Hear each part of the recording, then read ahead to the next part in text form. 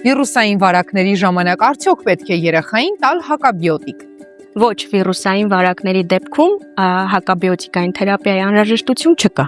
Իսկ որ դեպքերում են նշանակում հակաբիոտիկ։ Երբ կա բակտերիալ բարդացման կլինիկական նշաններ։ Օրինակ 3 եւ ավելի օր ջերմությունը, դադարից հետո ջերմության կրկնակի վերադարձը, սուր ցավը, օրինակ ականջացավը, վիճակի վատ թարացումը, շնչառության դժվարացումը։ Բոլոր դեպքերում ճիշտ է նշանակել հակաբիոտիկ։ Ոչ, պարտադիր է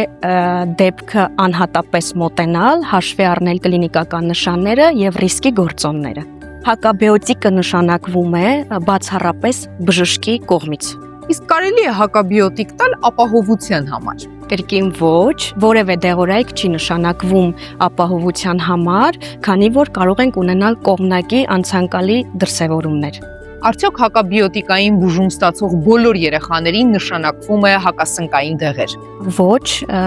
հակասնկային դեղորայքը նշանակվում է խիստ անհրաժեշտության դեպքում եւ խիստ կլինիկայից կախված։ Կարելի է կիսատ թողել հակաբիոտիկային բուժումը։ Ոչ, անհրաժեշտ է լիարժեք լրացնել անհրաժեշտ օրերի քանակը բժշկի ցուցմամբ, որպեսզի չունենանք հիվանդության կրկնություններ եւ անտիբիոտիկի նկատմամբ գերզգայունություն չառաջանա։